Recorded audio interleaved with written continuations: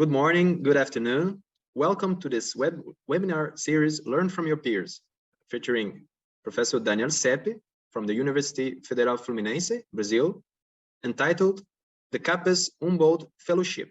With us today, we also have the pleasure to receive the Professor Monica Santos de Freitas,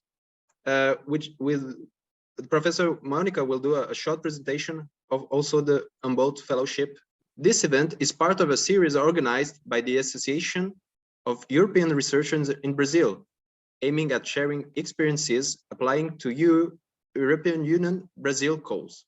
First, I would like to give the floors to Professor Monica Santos de Freitas, who, among many responsibilities, is a former ambassador of the Humboldt Foundation in Brazil, special coordinator of international affairs with Germany and German-speaking countries at the Federal University of Rio de Janeiro, coordinator of international affairs at the National Center of Structural Biology and Bioimaging, CENABio.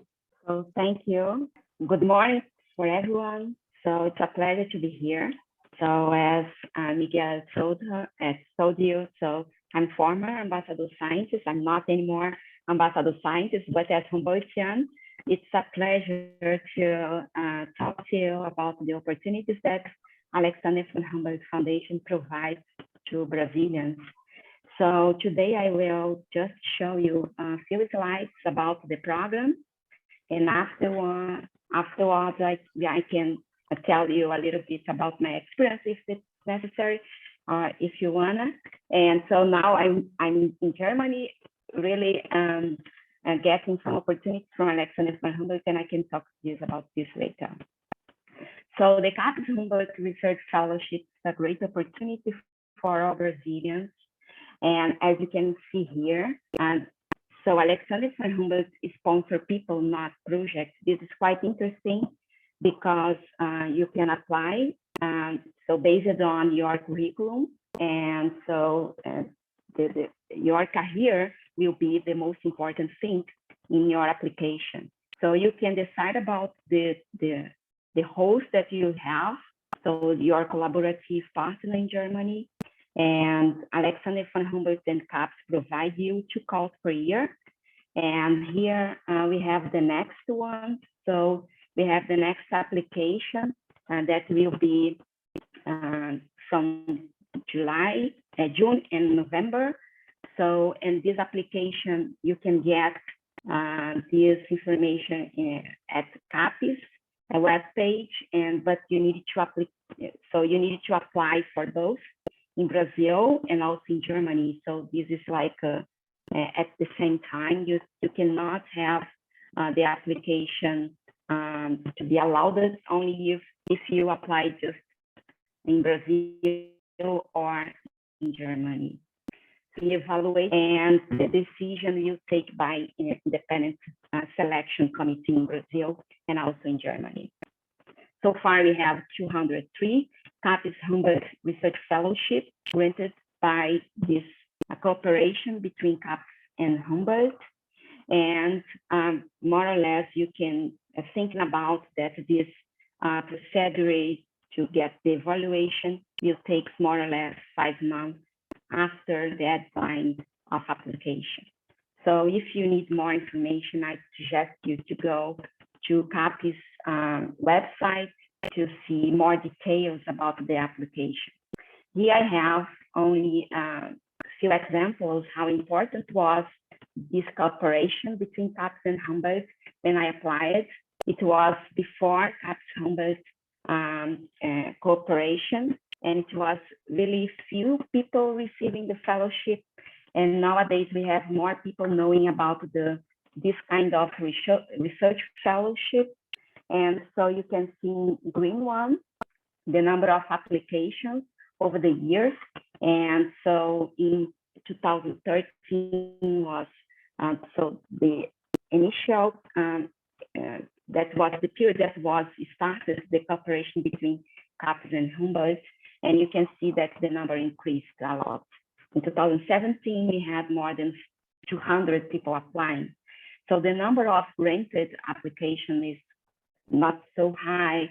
So, but if you're thinking about worldwide application, is also, you have like 1/3 of the chance to receive the fellowship. So here I would like to emphasize that we have 3 new ambassador scientists in Brazil. That is Professor Leonardo Martins and Professor Marcelo Araújo in Rio de Janeiro, and also Professor Andrea Camargo. So now she's here in Germany as well, but she's from São Paulo. She's at the University of São Paulo. So if you have a question, I suggest also to write to info@avh.de, that you can speak with specialists in this fellowship, and also you can get in contact with Frau Capes-Humboldt, that she is the head of the division regarding Latin American, and she's quite accessible, and you can ask her also if you have some doubts. So I can talk about things that you can get applying for this kind of research fellowship later on, I think, and I can explore more the possibilities. I already applied for several type of fellowships, and I can provide you more my experience about these new possibilities after the period of your postdoc or experience as experienced research in Germany. So I think it's that. So thank you. Thank you, Monica, for your many informations you gave us today. It's very important for the relationship for Brazil and Germany. It's very, very interesting. Without delay, I would like now to give the floor to Professor Daniele Sepe, our main speaker today. I'll do a quick introduction. Professor Daniele is graduated in mathematics from the Trinity College of the University of Cambridge in 2005. He holds a certificate of advanced studies in mathematics, also at the Trinity College in 2006, and a PhD in mathematics from the University of Edinburgh, 2011. Professor Daniele Sepe has many postdoctoral experiences at the University of Leicester, at the Instituto Superior Técnico from the University of Lisbon, 2012, and also at the University of Utrecht with the Veni Fellowship in 2013. Actually, the professor is working at the University Federal Fluminense, Brazil. He has experiences in the great areas of mathematics, especially regarding differential geometry, and also a current Capes-Humboldt fellow. Thank you very much, Miguel. I'd like to thank Monica for her wonderful presentation and the organizers for the lovely invitation to speak.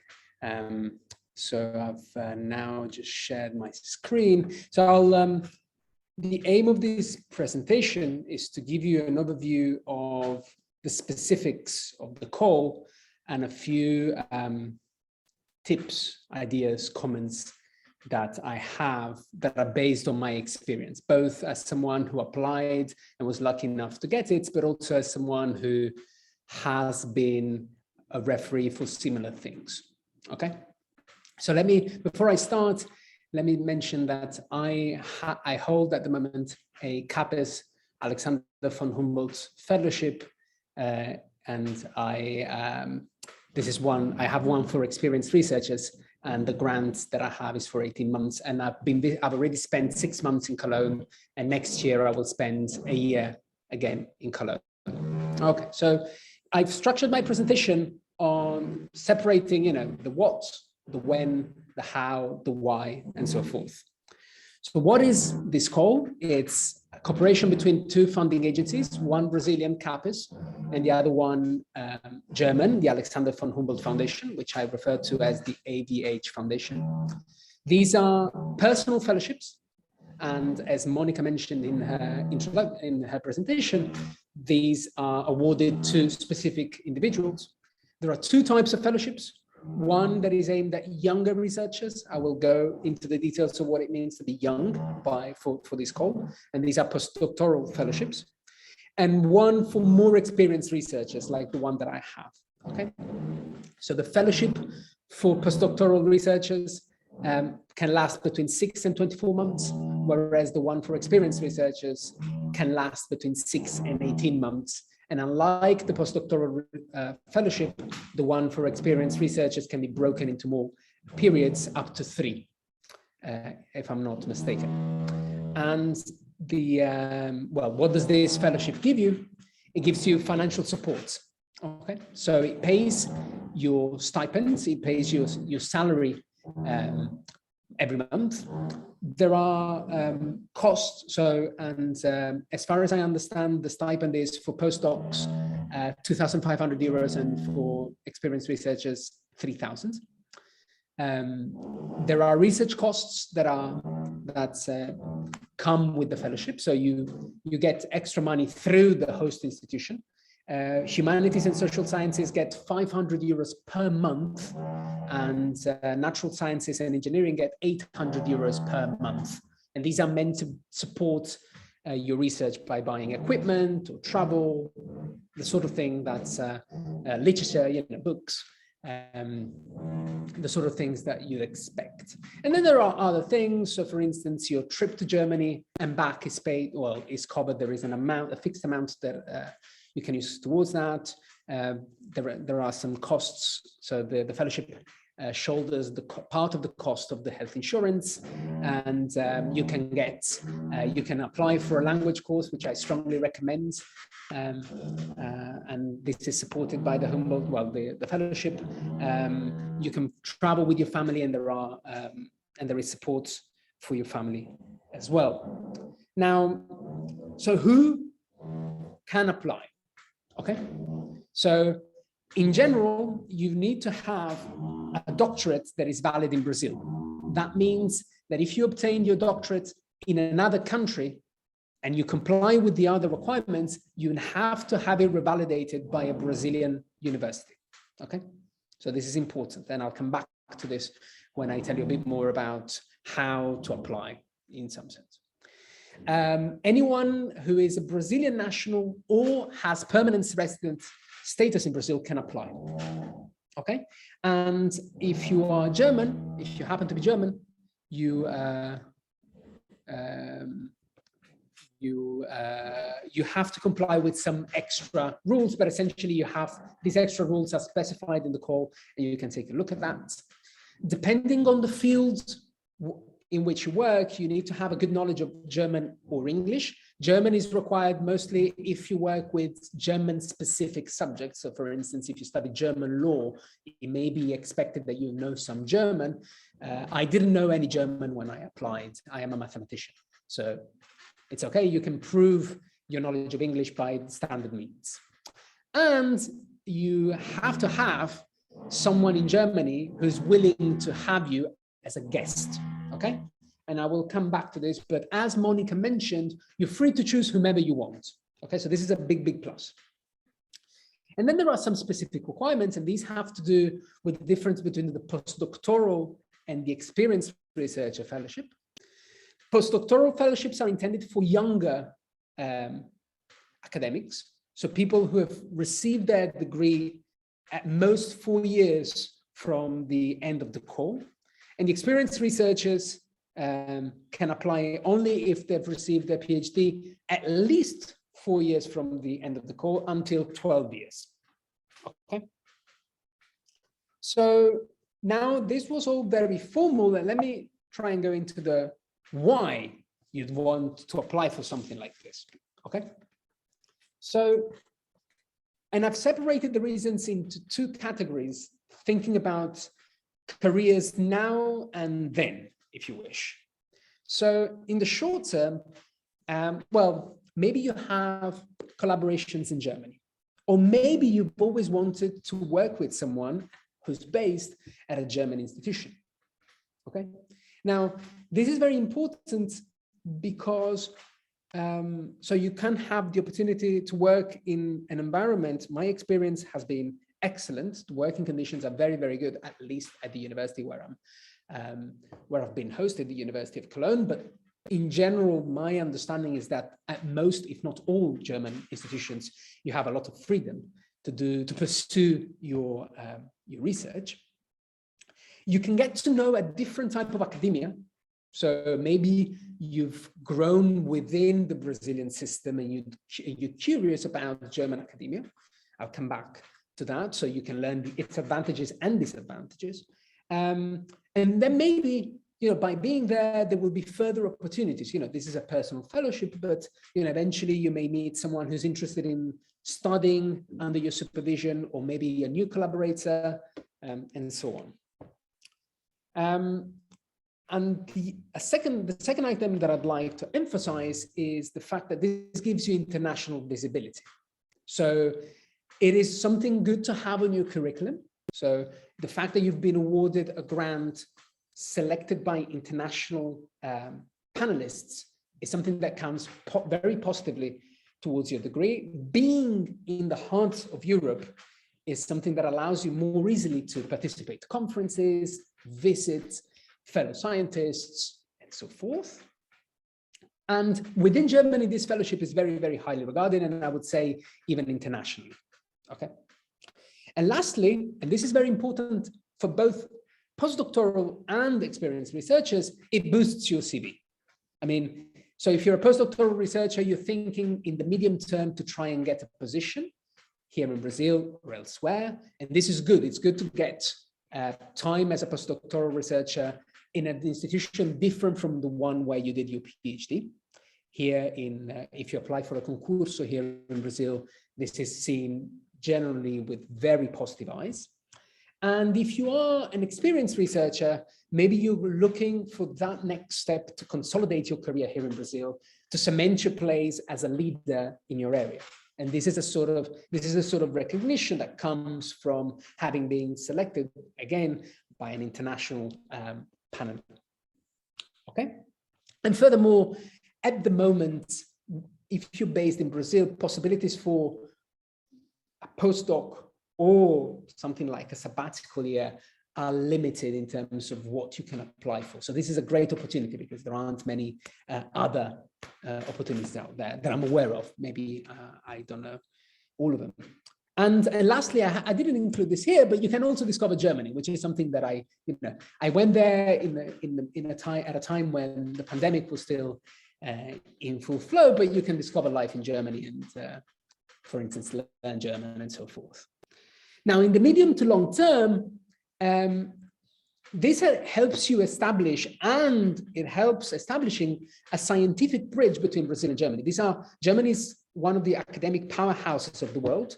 Brazil also produces a lot of great academics. And so it's good to have this connection and be part of this connection. Okay, so it consolidates you and your institution as a useful participant in this bridge. And it can also serve as a magnet to attract students to work with you, postdocs to work with you, colleagues to come and work here permanently or temporarily in Brazil. So it kind of helps both sides. Okay. Now, the Alexander von Humboldt Foundation is very, very generous with its alumni. Even beyond the duration of the fellowship, alumni can apply for further opportunities. I've listed a few here. You can apply for additional stays in Germany, say if you want to go back to the person that you visited, or if there is a conference in Germany that you'd like to go to. There's something called the Return Fellowship, where for a period of at most a year, the foundation supports you monthly with 500 euros a month to establish your group here in Brazil. So to buy equipment, to improve infrastructure and so forth. This includes also donations of books and equipment. You can invite academics from Germany to spend a prolonged time here in Brazil. And there are further opportunities, all of which are listed in the AvH website. And then this is particularly appropriate given that this talk is part of a network of scientists in Brazil, of European scientists in Brazil. It gives you access to networks for alumni. And I've met Other mathematicians who hold this fellowship have been in touch with other Humboldtians, or as they're called, people that have held a fellowship by the Alexander von Humboldt Foundation. There are many in Brazil. There is an association.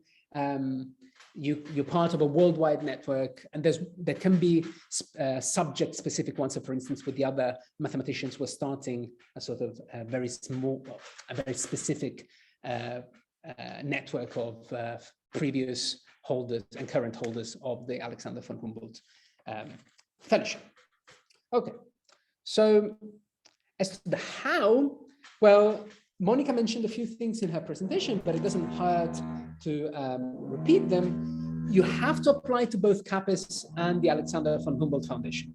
Okay, the applications have to be identical, and this is so. In the next slide, I will, or in a couple of slides, I'll give you some tips. But this is very important, especially if you're pressed for time, because the applications are very similar, but there are some slight differences. So it's good to bear in mind. You have to submit 2 curricula, one which is your CV lattice. So you need to be on the platform, and you have to have it done by the time you apply. And you also have to submit a shortened version of your CV in English, whose purpose is slightly different from the CV, the Portuguese or CV lattice. You have to submit a research proposal. I will tell you more about it when it comes to some tips about the application. But at the moment, it's important to know that it has to be at most 5 pages, and that it will be read both by specialists and non-specialists. You have to submit 2 lists of publications, one which comprises of all your publications, and the other that comprises only of the ones that are most relevant for the project. You need to have endorsement from your host. So the institution has to say that they have the infrastructure to host you, and the specific people that will host you have to send a letter detailing the quality of your proposal and of you as an academic. And then there are other documents, so a copy of your PhD diploma, proof of residence, etc. So when the calls are every 6 months, and the next one ends at the end of November of this year. And the results are expected by the end of May to start around the beginning of September of next year. And there will be calls until the end of 2025. Okay, so this is important to know. And there are every 6 months. All of this information you find on both the Capes and the website for the Alexander von Humboldt Foundation.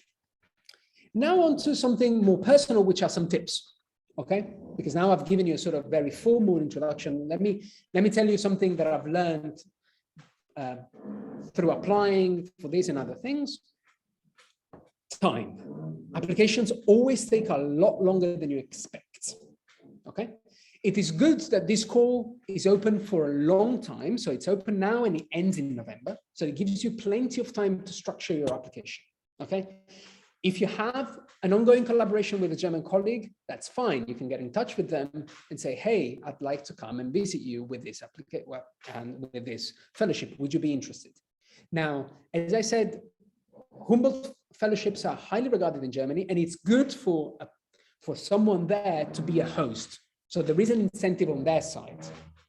Okay, but maybe you don't know the person. So maybe you want to get in touch with them early and say, hey, I'm interested in your work. I'd like to pursue this project, which I think has an overlap with yours.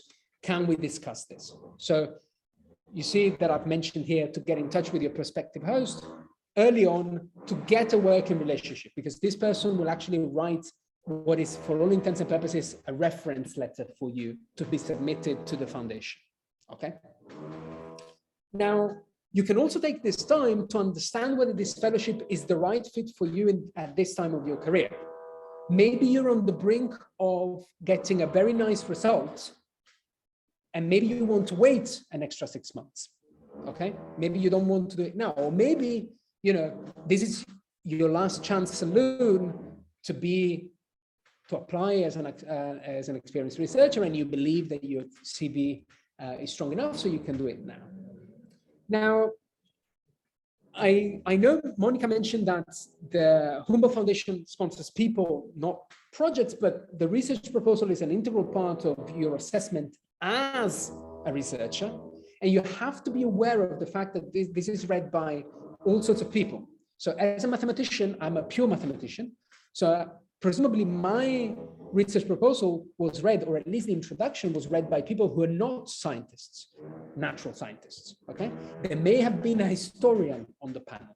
So you have to have the first part of your proposal that motivates why what you do is interesting to someone who's not a specialist in your field. However, the latter part of your proposal has to be tailored so that the ad hoc referee can actually go into the details and say, this is good, this is not good. Okay, so this is a very hard combination. I find that it takes me a lot of time to prepare a research proposal because I have to bear in mind what I want to say, how I want to say it, whom I'm saying it to, who will read it, and so forth. I would recommend that you save a couple of months for this. Okay, so this is, so it takes time. Okay. And it is good that you share your research proposal with your prospective host, but also that you get someone who's not necessarily directly involved in this to take a look if they're willing to, right? So a colleague or a mentor or a collaborator and so forth.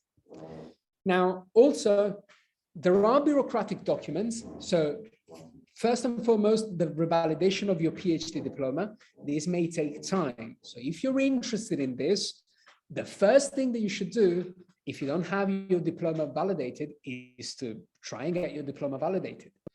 It may take some time to even prepare the documentation for this, okay? So do it earlier rather than later.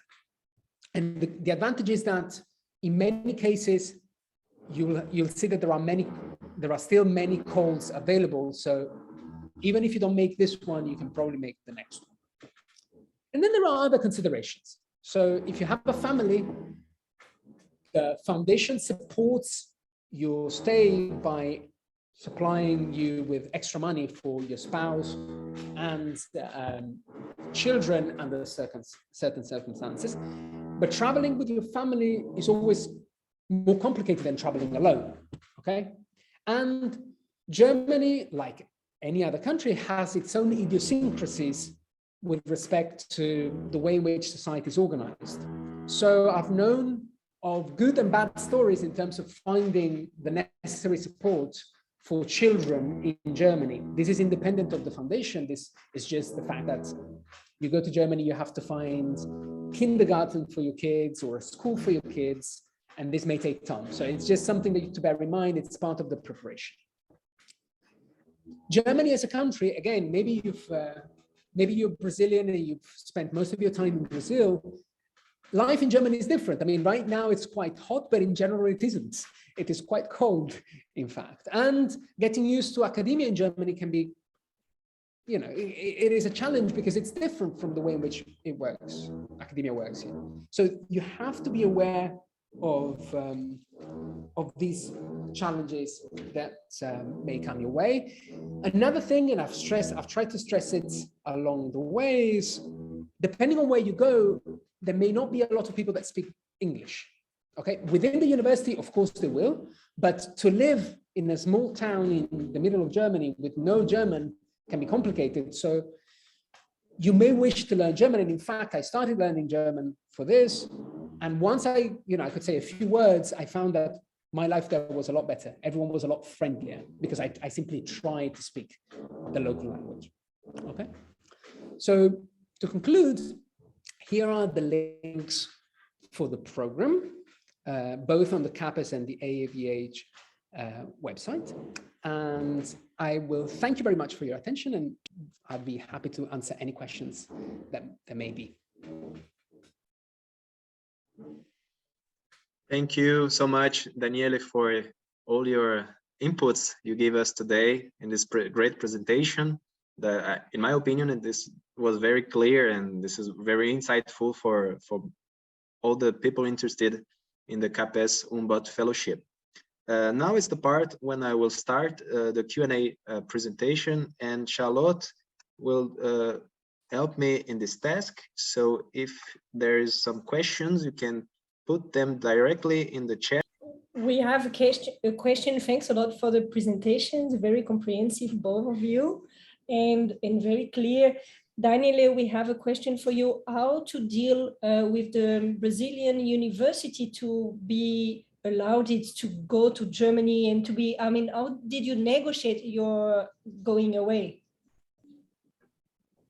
So this is a very, very good question. So I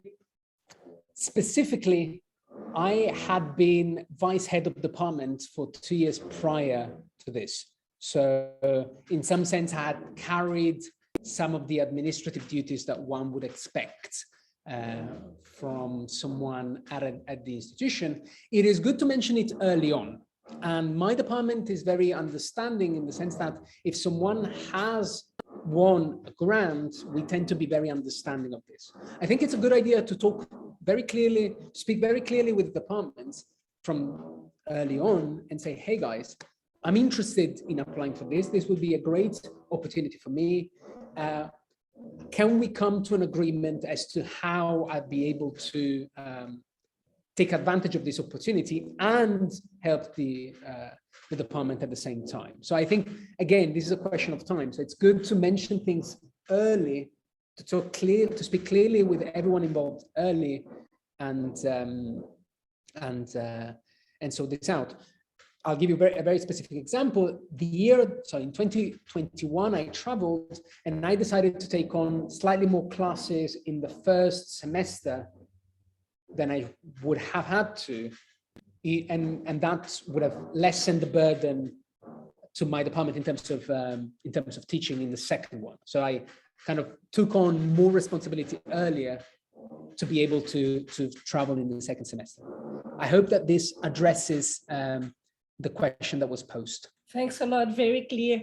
Monica, could you go back a little bit to the success rates and the number of candidacies on these calls? This is only a competition between Brazil and Germany, right?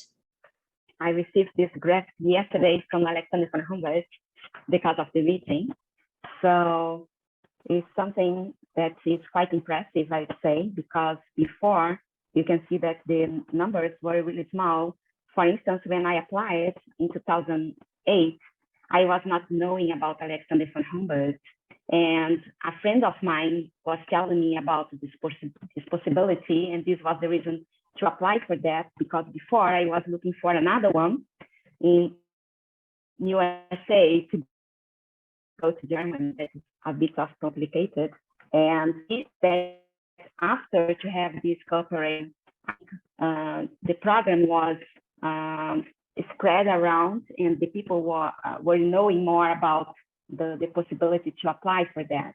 And we have these two programs, and as Danielle said, so it's quite important for professors to have this possibility to go to Germany, stay for 6 months, and come back and stay more 6 months.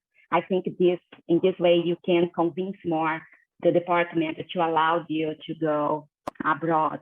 Now I'm here in Germany, and I applied for a sponsorship for alumni. And at this moment, I will stay for 3 months, for instance.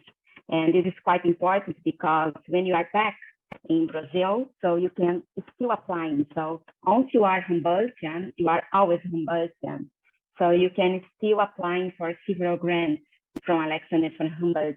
And now I have the research stay, but this is a complement. I'd say this is a kind of fellowship that you can have a further research stay in Germany.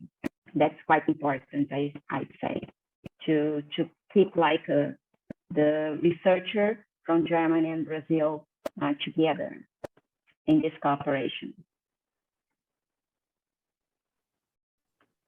Great, thank you. Daniele, do you want to complement? So just one thing, and that is, so I think it is to be expected that international calls for fellowships are competitive.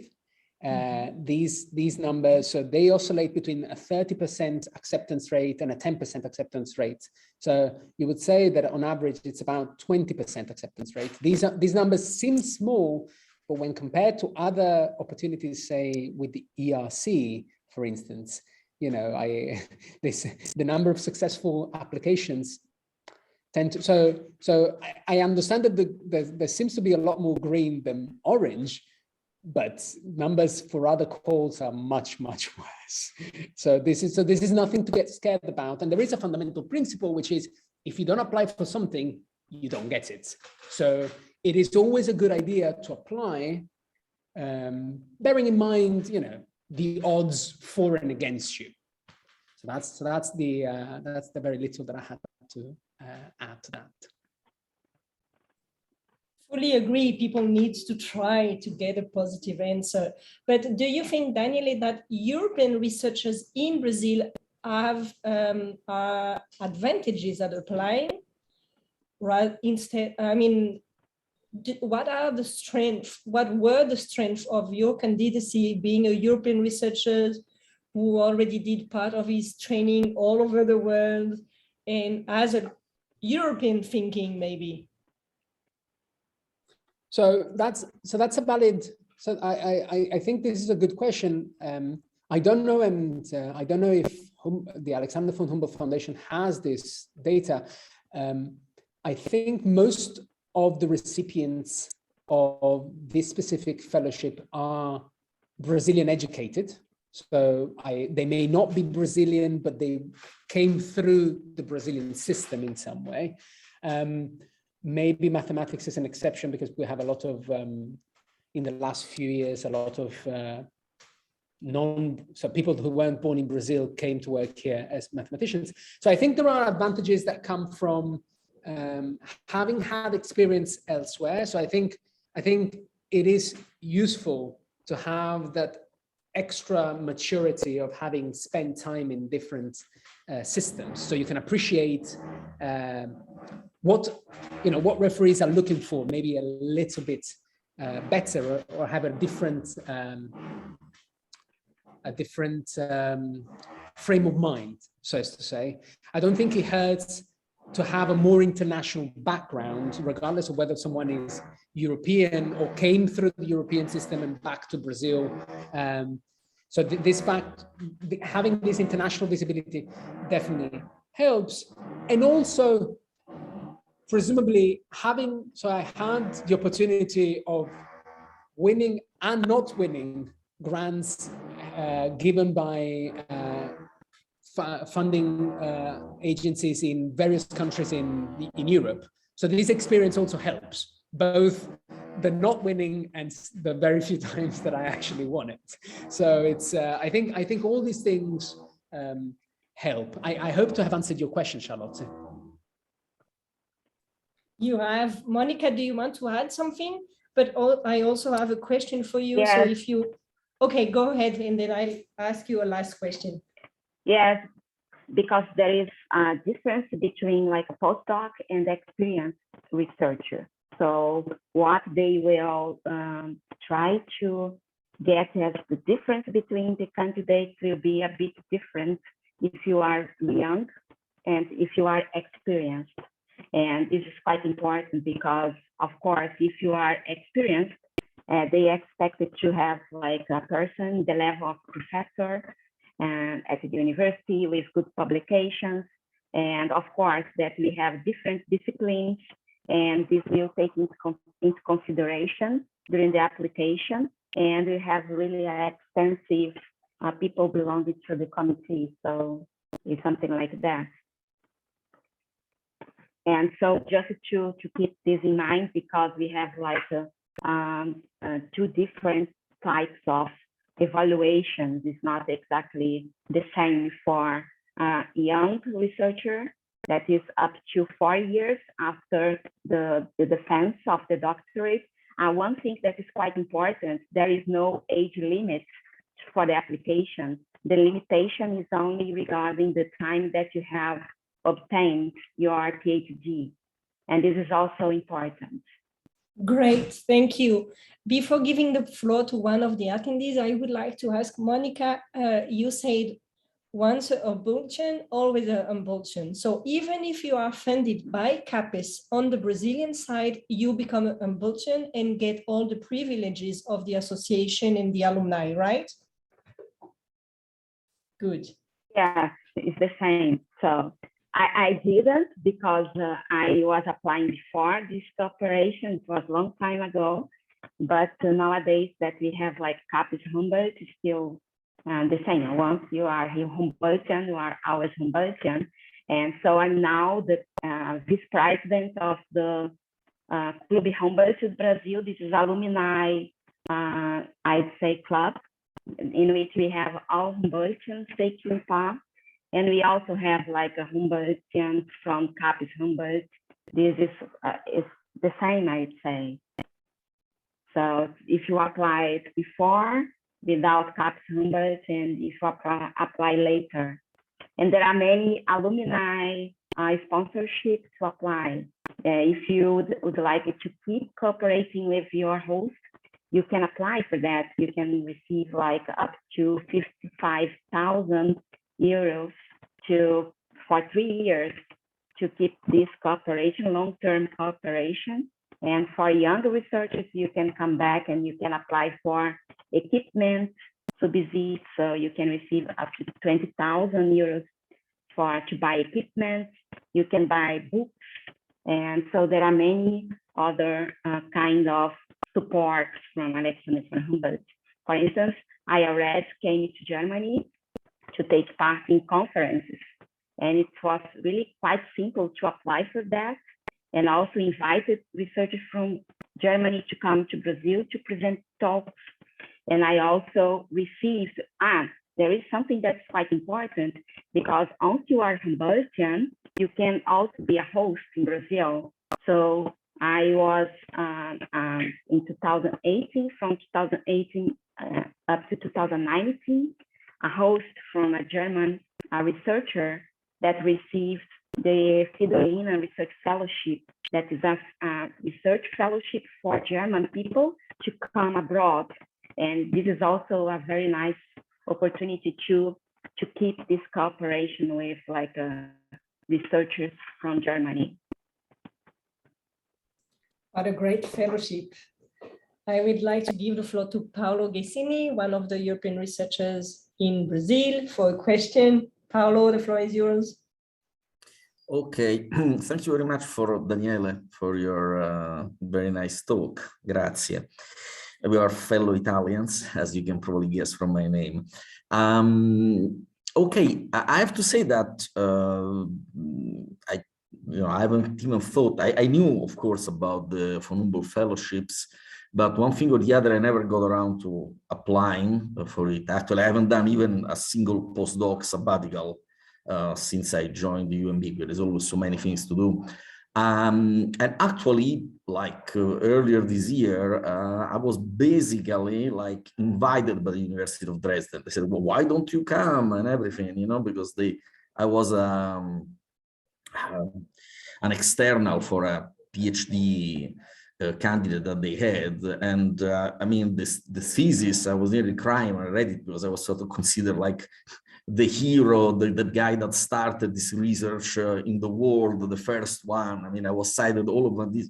I mean, my name was all over the dissertation. I said, oh my God, you know, like these people really think I'm an important person. And, you know, and I actually know personally the guy and everything.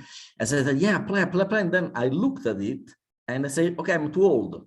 So experienced researchers, but no, so I'm too old for them, because I got my PhD in 2006. So I simply cannot. I mean, is this thing really strict? Because the guy was surprised, said, no, a guy came here, he was really old. Said, I think I look younger than I am. I don't know, like people think that because I act young, so people maybe think I'm younger. I said, no, the guy was really old. Are you sure? I said, well, it's written here, it's 12 years, in exceptional cases, 16. So my PhD was 2006, so it's 16 years ago. So I think I can't. Simply.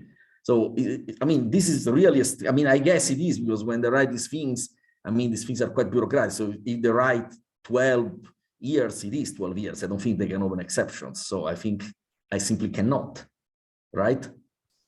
So thank you, Paolo, for your kind words and for the question. I would, so Monica, during her presentation, so in answer to your question, I don't know anyone, so I don't know many people that, so I don't know all the people that won this this fellowship. But I don't know anyone who would fit in your category. I think Monica, in her presentation, gave the address of people at the Alexander von Humboldt Foundation who could be points of contact. And they are, at the foundation, very, very good at replying to you very quickly. So I would explain the situation to them and ask them what opportunities there are. So if you cannot apply for this, then perhaps there are other schemes where you can fit in. Does that make sense, Paolo? Yeah, no, of course, I was thinking of something like this. I mean, no, because like in this case, I've got a contact who would really be interested, you know, because it's like, you know, I mean, I think I've got a good case. I can make a good case, you know, the guy is really interested, and, you know, I had contacts and I do stuff that they do there, you know, basically they do things that are directly related to a field of research that I started when I was in the UK doing a PhD. So in Southampton. So basically, I mean, I can basically lay claim to being the father of this kind of stuff. Okay, like, I know it sounds maybe pretty arrogant, but I mean it is. I mean, my PhD was the first one in that thing. So, you know. So my recommendation to you, as I said, now that Monica is back, perhaps you can. So Monica had the contacts of people at the Humboldt Foundation who are in charge of the South American region, if I'm not mistaken. So you can get in touch with them and see what opportunities there are. That's, okay. I mean, it seems like, so, and Monica can correct me if I'm wrong, but the Alexander von Humboldt Foundation wants to support, aims to support good academics that wish to strengthen their ties with Germany. What you explained seems exactly to fall within their remit. So it is a good idea to just drop them an email and say, hey, what can I do? Can I apply for this? If not, what other opportunities would I have? Okay. Thanks. I would like to thank you, all of you today, Professor Monica, Professor Daniele, all the audience also who made great questions to try to explore all the possibilities to access, I would like to say, the Capes-Humboldt Fellowship. And I think we can now end today's event, but keep in touch for next events. Thank you.